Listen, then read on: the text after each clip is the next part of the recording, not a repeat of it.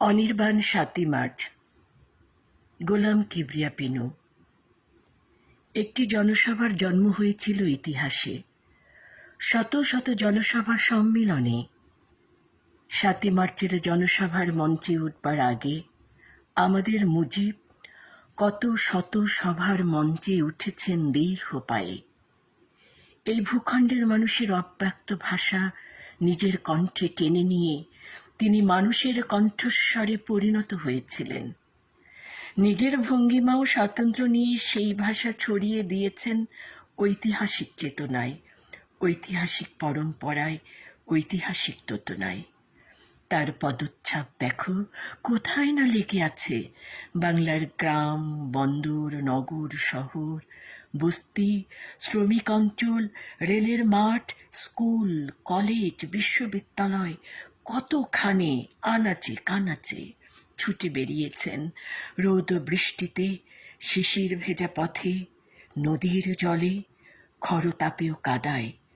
এরপর তিনি ৭ই মার্চের জনসভার মঞ্চে উঠেছেন।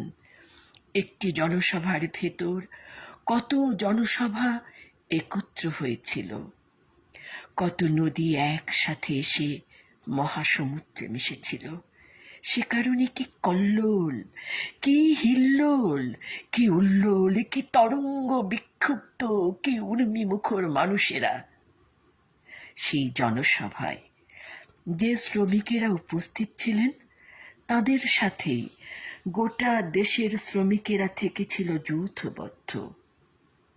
সেই জনসভায় যে কৃষকেরা উপস্থিত ছিলেন তাদের সাথেই গোটা দেশের কৃষকেরা থেকেছিলেন যৌথবদ্ধ।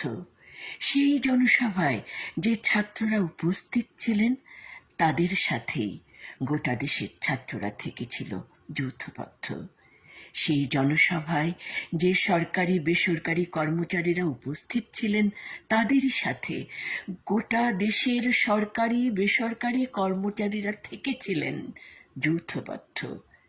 সেই জনসভায় যে শিক্ষক, পুলিশ, সৈনিক উপস্থিত ছিলেন তাদেরই সাথে গোটা দেশের শিক্ষক, পুলিশ, সৈনিকেরা থেকেছিলেন যৌথবদ্ধ। সেই জনসভায় যে কবি, লেখক, সংস্কৃতি কর্মীরা উপস্থিত ছিলেন তাদেরই সাথে গোটা দেশের কবি, লেখক, সংস্কৃতি কর্মীরা থেকেছিলেন যৌথবদ্ধ। সেই জনসভায় কোনো শ্রেণীর কেউ উপস্থিত ছিলেন তার সাথেই যৌথবদ্ধ থেকেছিলেন সেই শ্রেণীর সকলে, আর ছিল পুরো দেশের মানুষ। সে কারণেই সেই জনসভা জাতীয় জনসভায় পরিণত হয়েছিল। মানুষের দু চোখে যে স্বপ্নের চারাটি পুঁতেছিলেন বহু আগে তিনি, তা দুলতে লাগলো ৭ই মার্চে। তাকে চূড়ান্ত করে সমুদ্রের গর্জনে বাজিয়ে তুলেছিলেন। কত ইতিহাসের প্রাণ সমষ্টি নিয়ে রেসকোর্সের মানুষের প্রাণ জেগেছিল, কত স্পাত দীর্ঘ ঐক্যে সেদিন রাগে, ক্ষোভে ও স্বপ্নে যেন এক আগ্নেয়গিরি ফুটেছিল। তার নাম হয়ে উঠেছিল বাংলাদেশ। মুজিব থেকে বঙ্গবন্ধু একদিনে হয়ে ওঠেননি তিনি, তার ধারাবাহিকতা ছিল। তার দিনগুলি তৈরি হয়েছিল আত্মত্যাগে, শ্রমে, ঘামে আর মানুষের ভালোবাসায়। তার বোধ তাকে নিয়ে গিয়েছে নেতৃত্বের চূড়ায়। তিনি ধূলিঝড় ও তুষার ঝড়ে চোখ বন্ধ করেননি কখনো, একটুও টলেননি। ৭ই মার্চের জনসভার এক একটি শব্দ শত শত জনসভার শত শত শব্দ থেকে বাছাই করে এক অজেয় শব্দমালা তিনি কি বিস্ময়কর ভাবে গেঁথে তুললেন, কি ব্যাকরণে, কি কৌশলে। তার প্রতিটি জনসভার উচ্চারণের সারাংশ হয়ে উঠল ৭ই মার্চের জনসভা। মুজিবের শত শত সভারই শত শত স্বপ্ন থেকে চূড়ান্ত স্বপ্নের কথা বললেন। আধো ঘুম, আধো জাগরণ ও তন্দ্রা কেটে গেল মানুষের। নিদ্রাকাল শেষ হলো, ঘুম পাড়ানিয়া মন্ত্র শেষ হলো। অন্ধত্ব কেটে গেল, দৃষ্টিহীনতা থাকলো না, বহু যুগের নৈশব্দ কেটে গেল, বহু যুগের স্তব্ধতা কেটে গেল। মুজিব বজ্রকণ্ঠে বললেন, বাংলার মানুষ বাঁচতে চায়। জাতীয় পতাকা খুঁজে পেতে লাগলো মানুষেরা, স্বদেশ ফিরে পেতে লাগলো মানুষেরা, স্বাধিকার ও স্বাতন্ত্র্য ফিরে পেতে লাগলো মানুষেরা। গণবিক্ষোভ, গণজাগরণ, গণ আন্দোলনের পাটাতনে মুক্তিযুদ্ধের ভিত তৈরি হয়ে গেল। স্বাধীন জাতির পথযাত্রার শুরু হলো। উপনিবেশের শৃঙ্খল ভেঙে পড়তে লাগলো, শেকল ছেঁড়ার সময় এলো, মুক্তিনামা এলো, মুক্তিপত্র হাতে এলো।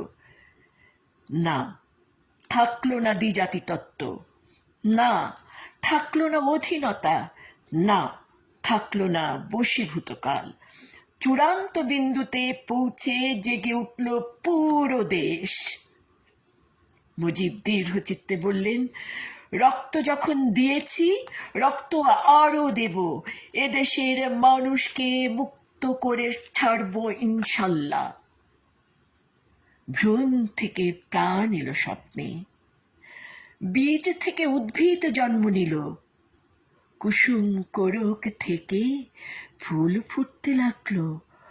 অমূর্ত ভাষা মূর্ত হয়ে উঠল। মানুষের ভাষা ঐক্যবোধ নিয়ে জেগে উঠল সব কণ্ঠে।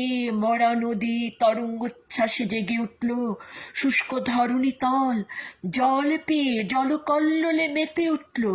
মুখ বধিরতা কেটে গেল, সকলের গায়ে উঠল একই পোশাক।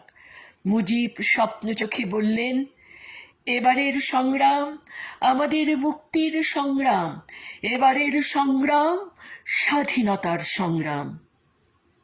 মানুষের চেতনার ঐক্যভূমিতে সূর্য শক্তি, আলোক শক্তি, বিদ্যুৎ শক্তি নিয়ে সেই ৭ই মার্চের জনসভা অনির্বাণ হয়ে থাকলো ইতিহাসে।